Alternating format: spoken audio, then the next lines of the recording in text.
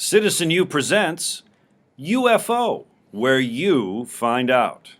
We're the two teachers. Today, you're going to find out about political culture. Andy, let's call it America's unique political culture. Let's not forget that our institutions aren't the reason for much of our success. We're successful because of that unique American political culture.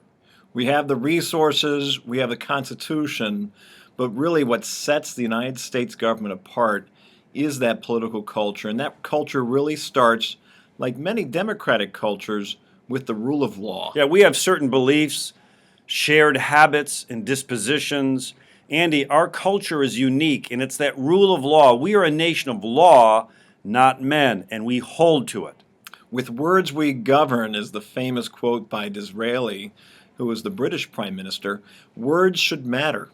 And if government leaders are going to create those words as law, those government leaders have to abide by that law. No one is above the law in a democratic culture. Let's not forget, we also trust you and me to run this place. We have empowered individuals, not just the elite, but all, we the people. And that is a really important tenet to our unique political culture. We see that with popular sovereignty, and you're absolutely right. The first three words of the Constitution, we the people, and so many of those elected offices in the Constitution, maybe not directly elected, but emanate from popular will. But Andy, there are other characteristics of our culture that we shouldn't take for granted. We're saying we're not seeing these in other places, but you'll see it here.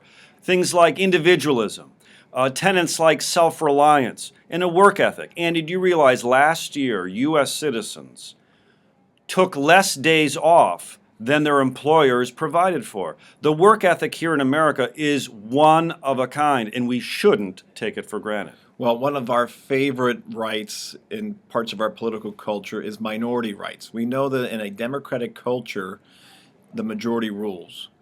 But in the United States democratic culture, we also give a lot of deference to the minority, at least to listen to the minority, to give them the right to free speech. And in some cases, like in the U.S. Senate, the minority has a tremendous amount of power to block proposals. We also believe in tolerance. We believe, Andy, in trust, that it's important to trust each other. And Andy, this is where we measure our political culture through a term we call efficacy. Well, efficacy, the best example of efficacy in the United States is through federalism. The idea that in local government, oh my gosh, turnout rates are so low, voter turnout rates in school board elections, in your local town elections are so low, but it's those local forms of government that we see the most grassroots activism. When there's a problem in your community, people speak out, they call, because their participation matters at local government. Ultimately, Andy, our political culture is characterized by what de Tocqueville said many years ago. We're a nation of joiners. And here in America, our unique political culture is ultimately characterized by empowering you and me. Andy, welcome to UFO, where you find out. Today, you found out about America's unique political culture. We're the two teachers. No fancy words. No fancy suits. Plain talk about issues you need to know. Just in time.